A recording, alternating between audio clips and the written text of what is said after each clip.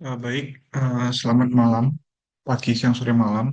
Bapak, perkenalkan nama saya Dio Putra, mewakili kelompok kami, kelompok 5, dengan beranggotakan Luisa, Nahda, dan juga Tafidah, membahas terkait pengembangan layanan jasa berbasis aplikasi dan kecerdasan buatan untuk distribusi makanan surplus sebagai upaya mengukur atau mengurangi food waste.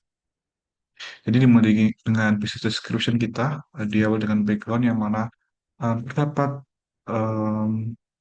memang layak konsumsi sebanyak 1,3 miliar ton. Namun di sisi lain, di Indonesia atau di dunia terdapat 828 juta orang yang mengalami kelaparan. Hari ini sangat ironi, yang mana terdapat makanan yang lebih. Di sini juga dihitung kerugian ekonomi dan juga kerusakan lingkungan, dan juga urgensinya, itu pada SDG target 12 dan juga 3.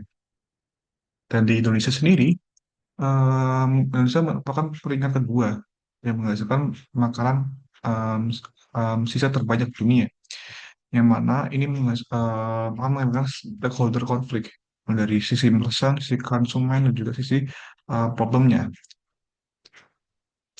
Itu untuk memvalidasi ini, kami melakukan riset terhadap 50 responden di daerah ITS guna membedah perilaku pemesan dan juga kebutuhan konsumen secara nyata. Dan di sini merupakan langkah kami dalam mengidentifikasi atau mengumpulkan data. Jadi dapat bahwa konsumen aktif itu berada di sekitar kampus. Yang kedua, mereka itu memiliki awareness dan juga mereka berfokus pada food higienis dan juga kebersihan makanan. Juga peluang bisnisnya, kami tinjau dari supply side terlebih dahulu. Di sini ada mitra potensial yaitu kampus, ada UMKM, ada bakery, dan juga cafe eatery, yang mana mereka tuh selalu memproduksi makanan sisa di jam-jam tertentu. Dan potensi pasar dari sekitar ITS itu sangat banyak, kurang lebih ada 100 mitra yang kemungkinan berada di eh, sekitar ITS. Dan ini juga estimasi volume transaksinya.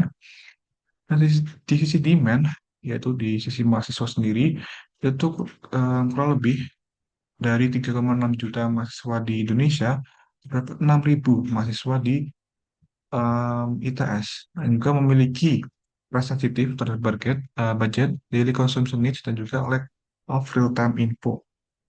Di sini kami menolak gap dan juga insight dari yang terjadi. Yang pertama ada supply itu surplus, manual process, dan juga limited disposal option.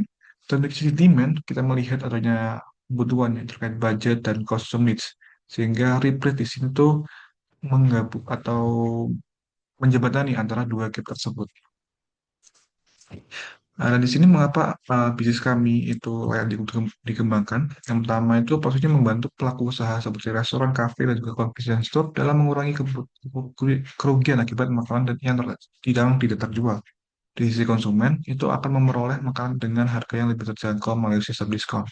Dan juga di sisi environment, itu akan berkontribusi pada pengurangan limbah makanan serta menekan dampak yang ditimbulkan.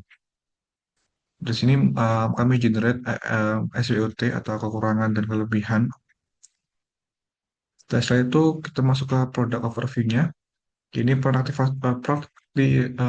aplikasi kami, yaitu yang pertama itu mengintegrasikan supply dan juga demand. Yang kedua adalah menjadi sistem distribusi real time untuk surplus food dan juga mengurangi food waste. Di sini ada mitra yang tergabung, ada mitra konsumen, ada mitra supply, demand, platform, dan juga QC system yang menggunakan AI. Di sini teknologi yang digunakan, kami menggunakan mobile application yang lebih familiar di mahasiswa, dan juga kita melakukan cloud-based system untuk real-time data yang selalu terhubung di internet, dan juga GPS, dan juga digital payment integration. Dan di sini menggunakan fungsi AI untuk yang pertama adalah demand prediction, dynamic pricing, recommendation system, dan juga supply matching. Dan berikut adalah cara kerja sistemnya yang dimulai dari mitra menginput makanan hingga diakhiri dengan pick up dan delivery. Di sini adalah prototipe dan juga penggunaan AI-nya. Yang pertama itu aplikasi ini berbasis AI.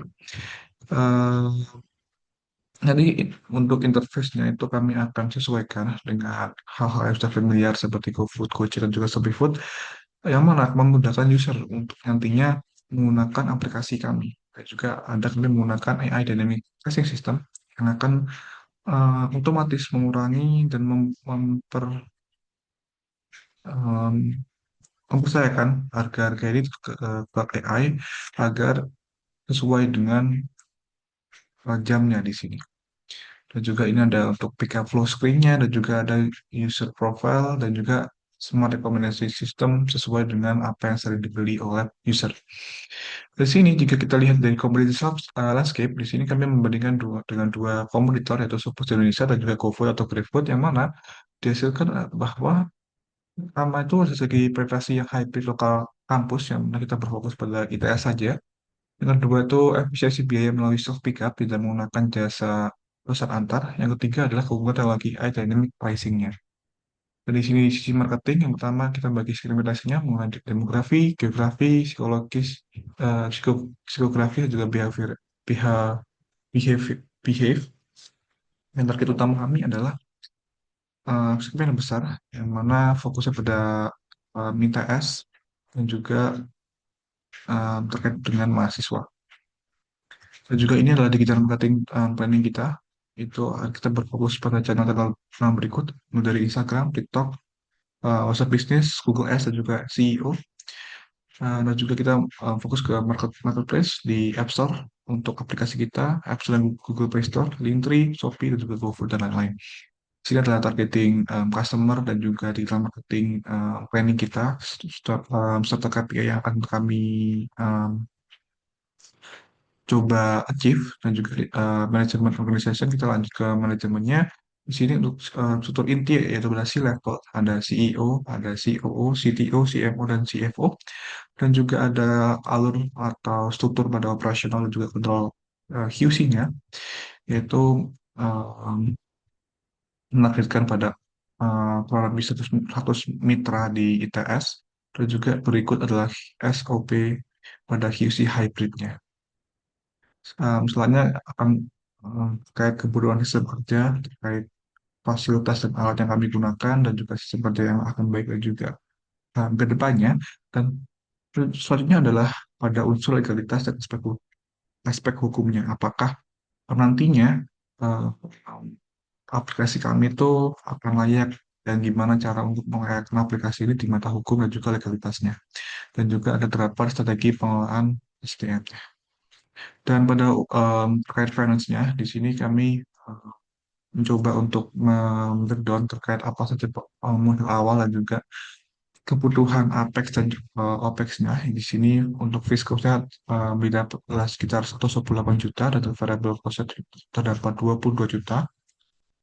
Um, Hal ini dipastikan bahwa setelah pertama personal repair memproyeksikan sudah mampu menutup seluruh biaya personal dan menghasilkan arus kas yang positif. Dan tahun kedua juga sama, di sini meningkat menjadi 161 juta 300. Dan tahun ketiga itu meningkat sebanyak 189 juta, dan kas masuk itu sekitar 293 juta. Tahun keempat dan tahun kelima, dan di sini terhitung untuk NPV, PP period, IRR, dan juga cash flow. Nah, di sini NPV dan PI itu menunjukkan hasil yang positif, sehingga dapat disimpulkan bahwa investasi ini dapat menguntungkan dan akan cepat kembali. Jadi appendix-nya yaitu untuk prototipe aplikasinya dan juga survei yang kami telah lakukan. Oke, sekian dari presentasi kelompok kami. Mohon maaf bila ada kurang. Terima kasih. Wassalamualaikum warahmatullahi wabarakatuh.